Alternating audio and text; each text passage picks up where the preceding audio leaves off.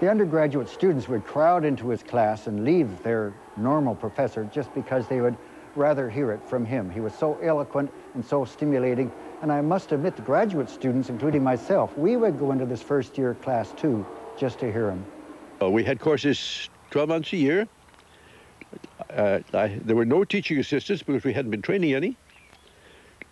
I spent the summer embalming cats and dogfish and doing the whole thing right from scratch up. He believed in letting you have the rein, to be free to investigate. Or report back to him, of course, yes. Listen to him, ask questions, but otherwise you were free. At one time, every province, as far as I know, every province in Canada that had a biology division was headed by one of my students. Ian was such a pioneer and an innovator. Of course, he began in the 30s, which helped being a pioneer, but he developed many systems and ideas which are still heavily in use today, such as identifying individuals. He was identifying individual wolves, which was something that no one had ever thought of before, but by so doing, you could learn so much more about wolves or any other population. He also was bringing animals into captivity, such as deer, measuring their oxygen consumption in relation to food supply. And on he was doing these sort of things which were innovative and some of the first in North America. We changed biology when we started to work with individual animals, not populations. Because individual animals indicate variation. They give you the stuff of which evolution is built. The old ewe watches the rest of the flock go by, keeps an eye out below her. There's her lamb of last year. Come up beside her.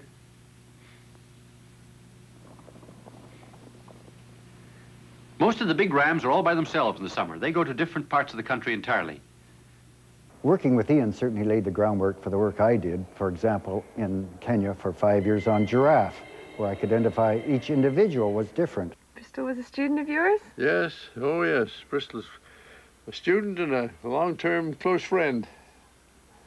I have great admiration for Bristol. You know, there are a lot of people that are afraid of being mavericks. He's not.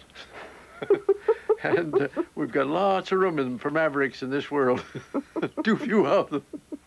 Ian loved nature, and it really outraged him to see that wolves and other animals such as seals and eagles were being shot for a bounty. This province, it was pathetic, you know. Every creature in it that ate anything with meat in it had a bounty on its head. We had bounties on crows and ravens and eagles. I remember one of the game wardens boasting to me that he had shot 50 eagles on the University of British Columbia campus in the previous 5 years. Well, that was criminal. My friend at Toronto and I got together and planned a campaign. There was very little newspaper stuff, but anybody that could be talked to was talked to. We gave hundreds of lectures. It took us 10 years, but we beat the system. In 10 years, there was not a bounty paid on anything anywhere in British Columbia. They asked me to do a program for adults. The Living Sea. So I did 39 of them. And we started from the birth of the mountain ranges and so on, all done in model. They had some very ingenious fellows there. Hello there. I've just come back from one of the most fascinating experiences of my life, and I've just got to tell you about it today. Here's the volcanic cone coming up out of the sea, and around it, this black material, the coral animals have established their colonies and have built here what's called a fringing reef, a reef that's attached right to the island itself. I was chairman of the aquarium committee for a while, and I had free run of the aquarium at night. So we could do anything we liked in the aquarium at night, so long as you didn't end up with dead animals. Well, here's one of the fascinating creatures. This is a shellfish, believe it or not. It's got no shell. It's called the lion mollusk. The Latin name is Melibe leonina. Those big leaves on its back are the gills. How'd you like that for waltzing motion? That's the best it can do in the way of swimming. If we're thinking of television in the 50s, it really was just beginning, and certainly was black and white. And there was a filmmaker in Africa, Armand Dennis, who was beginning to make wildlife films. But Ian McTaggart-Cowan was the first in North America. The next one I did was the Web of Life. But the first one was done on live, and that's hair raising. But the second series was done on film. I had one man, a photographer, who really knew his camera, and he knew the physics of photography. And I remember showing him one day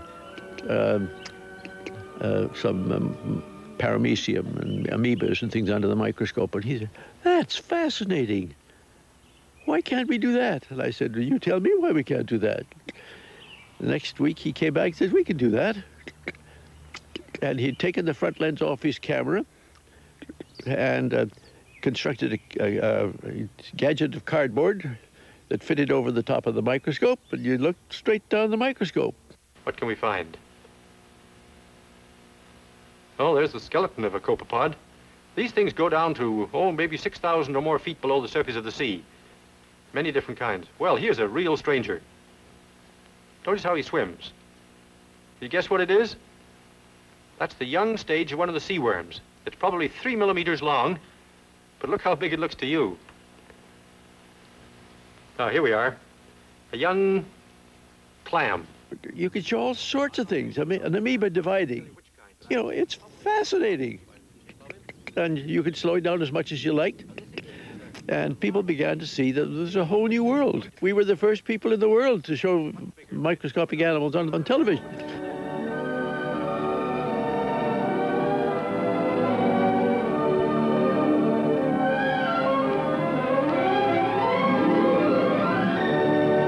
Here is the great continent of Africa.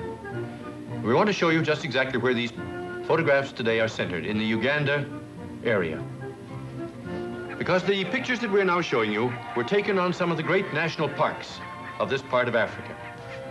It's one of the tragedies of the last century that the endless herds of antelopes and other large creatures of Africa have been virtually exterminated over huge areas. And only by repairing to the national parks and preserves can we see something of the original numbers. The environment is absolutely essential. Without environment, you don't have species. We've got to focus. It's the whole question of the biodiversity thing, which is now front and center, has got to be front and center. So I've been very active for the last 30 years of my life in these conservation organizations. I want you to look at the herds as we see them, the great variety of different kinds, and keep in mind that there is probably very little direct competition between these creatures. Zebras, of course, are horses. Some people have said they're horses in their pajamas.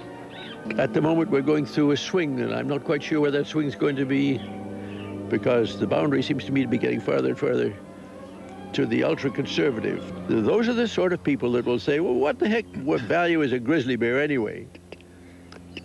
Now, when you ask that question, you're certainly labeling yourself as totally without any knowledge of the world in which you live. Today, we visit the roof of the world. I love alpine landscape. I've just had some of the most beautiful days in my life above timberline. And every plant is a different individual. If you surround yourself with beauty, it changes your life.